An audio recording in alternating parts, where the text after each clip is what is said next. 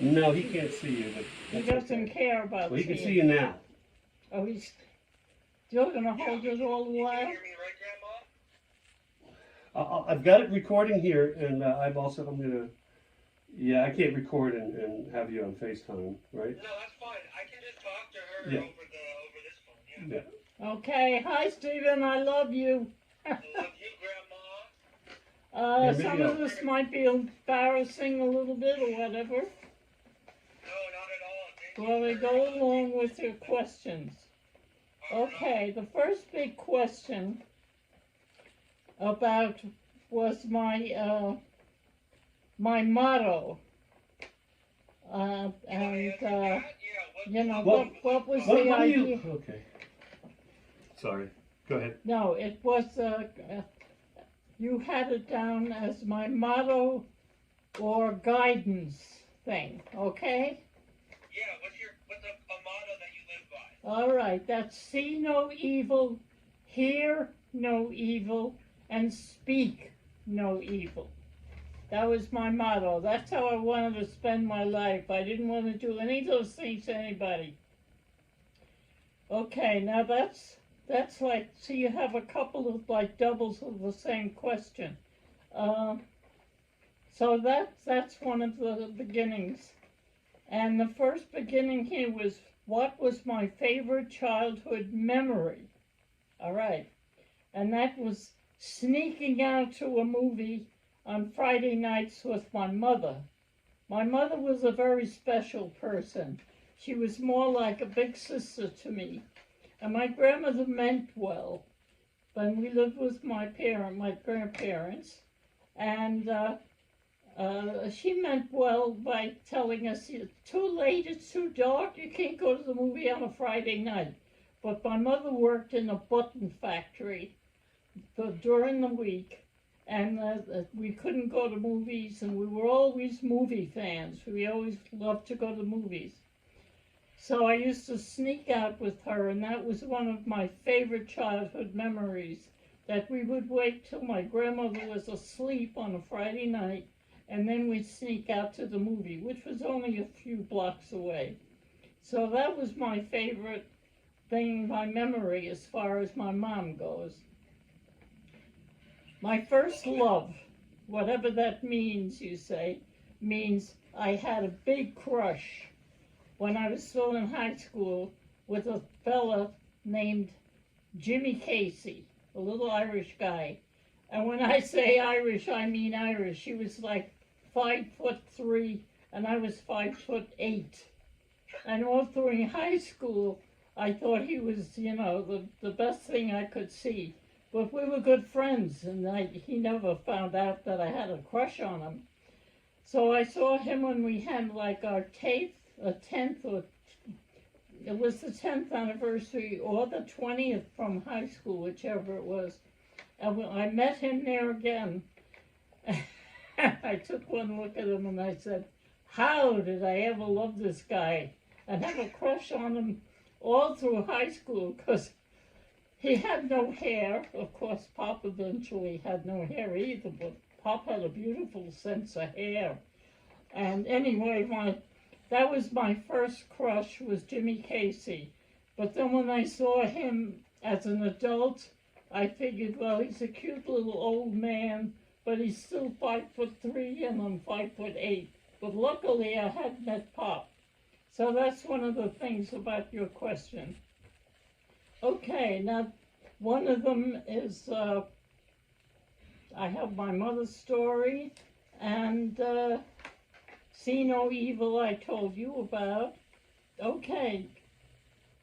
Now, one of the other questions is,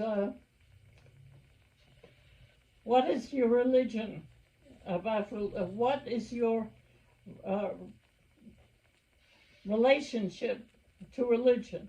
Well, I am a Catholic, but I'm not a nut Catholic, and I understand a lot about Jesus, and because my husband Eugene turned out to be a deacon in the church, and I found out that some of the deacons were kind of only there because they could wear nice things to church and do their stuff. So there was, there's a lot of people who become in religion. They use religion for different reasons. But I always thought, well, with Jesus, if there was a Jesus, he would be the first one to get upset when people started, getting religious and having religious wars, things that are happening now well, let's say parts of the world. So my relationship is with, as I said, my motto, which was see no evil, hear no evil, fear no evil. But one of the things that happened years and years ago was my first child, Kevin, when he was little, was scared silly because some nun had said, when I brought him first into the little Catholic school, the Sunday afternoon, because we didn't have the Catholic college or Catholic school for him at that time or whatever, so he went to public school, and a nun had said to him in church once when he was just a little boy about the devil. And it turned out, Kevin grew up with Asperger's and things very sensitive. We didn't know at the time, of course, that he had Asperger's when he was very young, but we found that out over years. But Kevin was scared stiff by this nun that started talking about, well, if you're not a good boy, you go to hell. And there the devil is there, and the picture of the devil as, a creature that's has big teeth and is all red, and he lives down in the hell, way down in God knows where it's supposed to be. And if you're a bad girl or a bad boy, that's where you go. Well, Kevin took it seriously when he was little, and he was very scared. And my whole idea of religion is just the opposite, that people who are evil are devils, and they're not, living with red things or, all kinds of big teeth and all these things, and people don't get sent into some kind of place underneath the earth and this and that. No, I think being a devil is someone who's an evil person, and we all know who they can be. There's wars going on, there's killings going on, and there's no justice to that kind of, if you're a bad boy, you're gonna go to hell. No, if you're a bad boy or a bad girl, you're gonna be a bad person, and somehow, with the help of God, that God will help you get away from that, get after the bad people, that kind of thing, okay? Yeah, so you have a good relationship with religion. Right, people are bad, and they get punished in their own way. When they die, they always have big funerals.